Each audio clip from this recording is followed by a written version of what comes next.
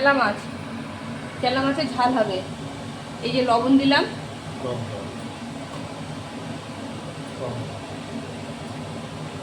এই যে হলুদ দিলাম। এবার ভাজবো মাছটাকে। তারপরে দিন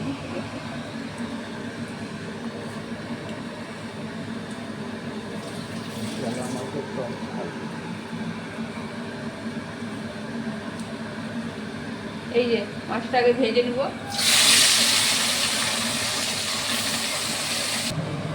এই যে মাছের আগে অল্প মশলা ছিল, টক ঝালের মশলাটা যা একটু করে নেব। আদা, জিরা, লঙ্কা, ধনে গুঁড়ো, তেজপাতা, রসুন, পেঁয়াজ সব দিয়ে আগে পেস্ট করেছিলাম, সব দিয়ে অল্প আমি উঠিয়ে নিয়েছি। আর একটা এটা মাছের টক ঝালের জন্য একটু সর্ষা দিব, সর্ষা অ্যাড করবো ওর মধ্যে। আর একটু ধনে গুঁড়ো দিব।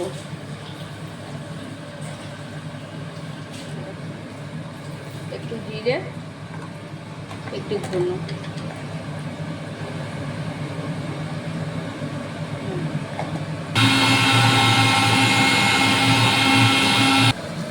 আমার মাছ ভাজা হয়ে গেছে সম্পূর্ণ।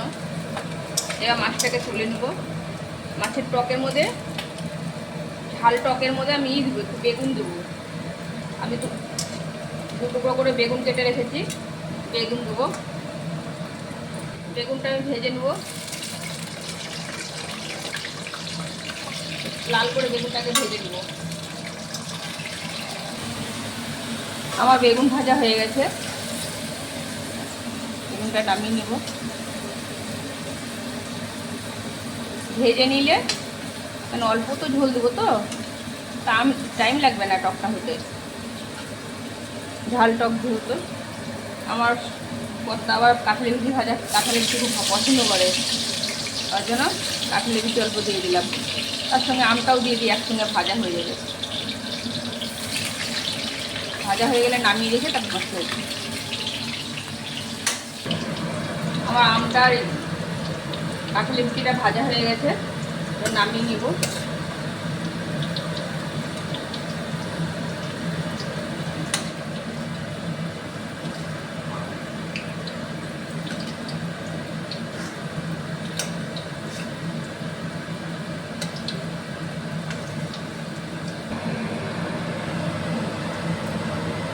তেলটা গরম হয়ে গেছে, এর মধ্যে কালো জিরা দিব, কালো জিরা, শুকনো লঙ্কা, তেজপাতা।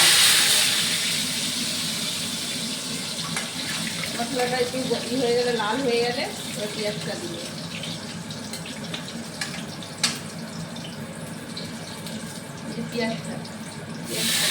পেঁয়াজটা লাল করে ভেজে নেব।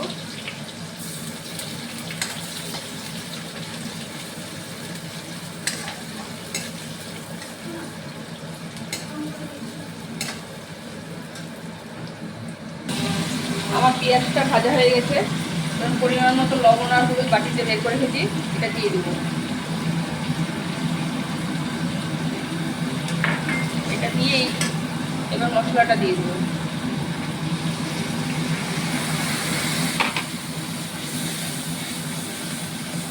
এখানে একটু লঙ্কা কুচিয়ে রেখেছি, এই লঙ্কাটা দিয়ে দেবো। এবার মশলাটা কষবে, তারপরে সবজিগুলো দিব। মশলাটা অল্প কষা হয়ে গেছে, এবার এইগুলোকে একটু মশলার সঙ্গে কষে দিব।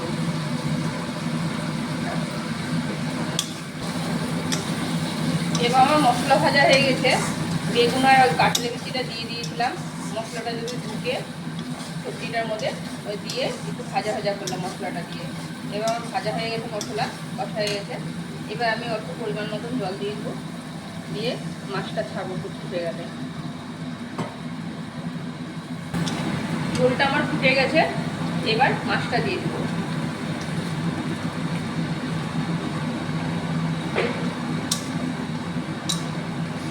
মাছটা একটু হবে, মশলাটা ঢুকবে ঝোলটা, তারপরে নামিয়ে দেবো। মাখা মাখা না হবে, যেহেতু টক ঝাল তো মাখা মাখা।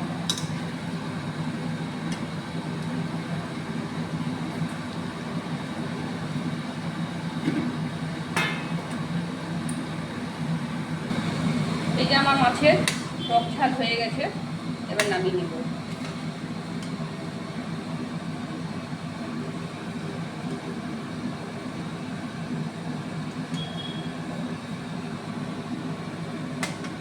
এরকম করে বানিয়ে খেয়ে দেখবেন, খেয়ে দেখে কমেন্ট করে জানাবেন কেমন হয়েছে খেতে। খেয়ে দেখবেন, টেস্ট